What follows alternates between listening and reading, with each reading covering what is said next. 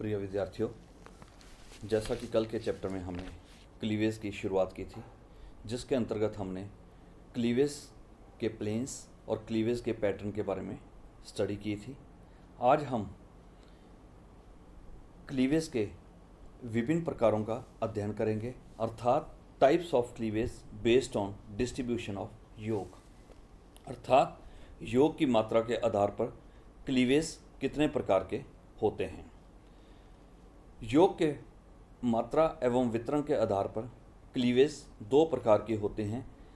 Number 1 holoblastic cleavage अर्थात पूर्णभंजी वितरण। Second meroblastic cleavage अर्थात अंशभंजी वितरण। Number 1 holoblastic cleavage. इस प्रकार के क्लीवेज में क्लीवेज फरो संपूर्ण जाइगोट को दो बराबर भागों में विभाजित कर देती है। यह पुनः दो प्रकार का होता है। Number 1 holoblastic cleavage. इस प्रकार के क्लीवेज में क्लीवेज फरो संपूर्ण जाइगोट को विभाजित कर देती हैं। यह पुनः दो प्रकार का होता है। Number 1 holoblastic equal cleavage. इस प्रकार के क्लीवेज में क्लीवेज फरो अंडे को समान भागों में विभाजित कर देती हैं। क्योंकि इस प्रकार के अंडों में केंद्रक मध्य में स्थित होता है, इनमें पहला डिवीज़न मेरिडियोनल होता है, जो कि एनिमल पोल से लेकर वेजिटल पोल तक फैला रहता है। सेकंड डिवीज़न भी मेरिडियोनल होता है, जो कि पहले डिवीज़न के परपेंडिकुलर होता है।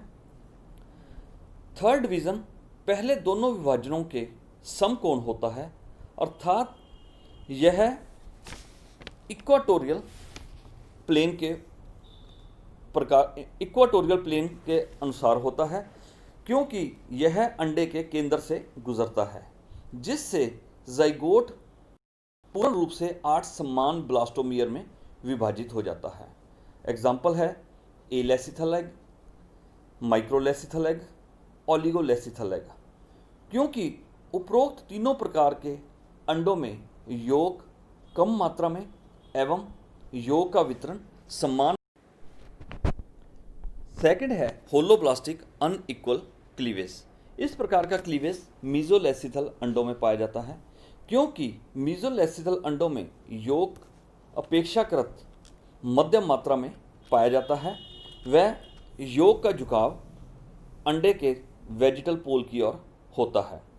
इस प्रकार के अंडों में पहले दो डिवीज़न होलोब्लास्टिक इक्वल के समान होते हैं, परंतु थर्ड डिवीज़न लैटिट्यूडिनल होता है, अर्थात पहले दोनों डिवीज़न के समकोण होता है और एनिमल पोल की ओर इंगित होता है, जिसके फलस्वरूप एनिमल पोल की तरफ 4 छोटी कोशिकाएं व वेजिटल पोल की ओर 4 बड़ी कोशिकाएं पाई जाती हैं। छोटी कोशिकाओं को माइक्रोमियर्स व बड़ी कोशिकाओं को मेगामियर्स कहते हैं। सेकंड प्रकार है मीरोब्लास्टिक क्लीवेज अर्थात अंशभंजी विदलन। इस प्रकार के क्लीवेज में क्लीवेज फरो जाइगोट को आंशिक रूप से विभाजित करती हैं। यह पुनः दो प्रकार का होता है। Number 1 meroblastic discoidal cleavage. इस प्रकार के क्लीवेज में विभाजन अपूर्ण होता है और मैक्रोलेसिथल एवं टीलोलेसिथल प्रकार के अंडों में पाया जाता है। इस प्रकार के अंडों में योग की मात्रा अधिक होती है व योग का झुकाव वेजिटल पोल की ओर अधिक होता है। अंडे का सक्रिय भाग एक छोटे से अक्षेत्र तक सीमित रहता है, जिसे ब्लास्टोडिस्क कहते हैं, और विभाजन पूर्णतः अंडे में न होकर ब्लास्टोडिस्क तक ही सीमित रहता है। ब्लास्टोडिस्क में, जैसा कि डायग्राम में दिखाया गया है, ब्लास्टोडिस्क में पहला व दूसरा डिवीज़न एक दूसरे के समकोण होते हैं और इसके बाद तीसरा डिवीज़न वर्टिकल प्रकार का होता है। पहले दोनों डिवीज़न मेरिडियोनल होते हैं, जबकि तीसरा डिवीज़न डबल एवं वर्टिकल होता है, जिसके फलस्वरूप 8 इनकम्प्लीट कोशिकाओं का निर्माण होता है। चौथा डिवीज़न सर्कमफेरेंजियल अर्थात परिवृत्तीय होता है, जिसके फलस्वरूप 16 कोशिकाएं बनती हैं, 8 केंद्रीय कोशिकाएं जिन्हें सेंट्रल सेल, जबकि 8 परिधीय कोशिकाएं जिन्हें मार्जिनल सेल कहा जाता है। इसकी एग्जाम्पल है मैक्रोलेसिथल एवं पॉलीलेसिथल अंडे, अर्थात रेप्टाइल्स के अंडे, एविस के अंडे व प्रोटोथीरियंस के अंडे। सेकंड प्रकार है मीरोब्लास्टिक सुपरफिशियल क्लीवेज, अर्थात अंशभंजी परिधीय क्लीवेज। इस प्रकार का क्लीवेज सेंट्रोलेसिथल एग अर्थात कीटों के अंडों में पाया जाता है, क्योंकि इन अंडों में सक्रिय ध्रुव अंडे के परिधि की ओर विस्थापित हो जाता है। इस प्रकार के क्लीवेज में सर्वप्रथम केंद्रक का विभाजन होता है और छोटे छोटे केंद्रक परिधि की ओर मूव कर जाते हैं, जबकि कुछ केंद्रक अंडे के केंद्र में रह जाते हैं। परिधि की ओर मूव करने वाले केंद्रकों को एनर्जिड कहते हैं, जबकि केंद्र में रहने वाले अंडों को प्रीवाइटलोजेनेसिस जीनोम कहते हैं। इस प्रकार के क्लीवेज में यौग केंद्र में अत्यधिक मात्रा में पाया जाता है, अर्थात विभाजित होने वाली कोशिकाएं जाइगोट के परिधि की ओर विस्थापित हो जाती हैं और यह परिधि की ओर विस्थापित होने वाली कोशिकाएं आगे चलकर ब्लास्टोडर्म का निर्माण करती हैं, जबकि केंद्रीय भाग आगे चलकर एम्ब्रियोब्लास्ट अर्थात भ्रूण का निर्माण करता है। जैसा कि हम अध्ययन किया है कि क्लीवेज को विभिन्न प्रकार के कारक फैक्टर्स प्रभावित करते हैं, जिसमें यौग की मात्रा अत्यधिक प्रभावित करती है, क्योंकि क्लीवेज हमेशा यौग की कम मात्रा वाले अक्षेत्र तक ही सीमित होता है। जहां यौग की मात्रा अधिक पाई जाती है वहां पर क्लीवेज की दर कम होती है। इसके बाद हम क्लीवेज के सिग्निफिकेंस के बारे में बात करेंगे। जैसा कि हमने पहले देख लिया कि क्लीवेज के दौरान एक कोशिकीय जाइगोट बहुकोशिकीय भ्रूण में परिवर्तित हो जाता है।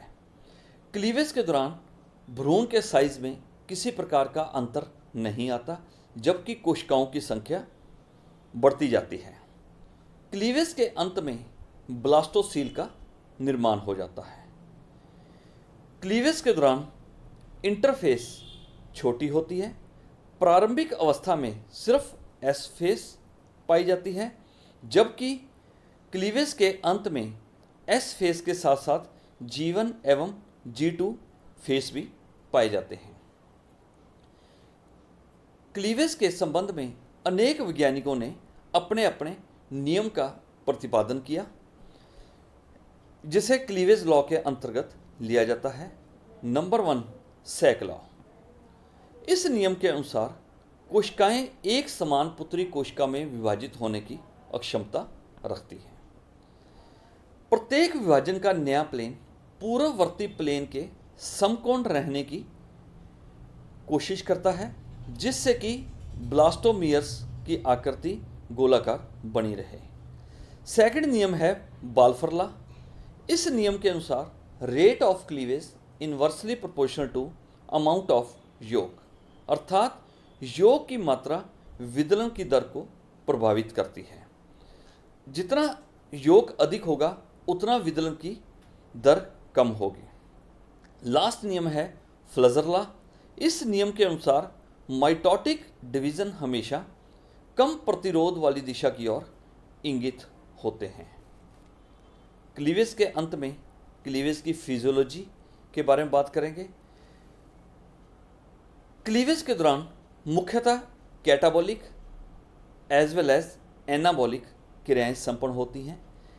कैटाबॉलिक क्रियाओं के अंतर्गत क्लीवेज के लिए आवश्यक एटीपी ऊर्जा का निर्माण ग्लाइकोलाइसिस के द्वारा होता है, जिसके फलस्वरूप mitochondria as well as cytoplasm में एटीपी का निर्माण होता है और यही एटीपी विदलन की दर को प्रेरित करती है। एनाबॉलिक फिजियोलॉजी के अंतर्गत डीएनए एवं आरएनए का संश्लेषण होता है। डीएनए का संश्लेषण मुख्यतः एस फेज के दौरान होता है, जबकि आरएनए का संश्लेषण मुख्यतः G1 एवं G2 इंटरफेस अवस्थाओं के दौरान होता है। और अंततः RNA protein central dogma scheme के अनुसार प्रोटीन का निर्माण करती है। Thank you very much.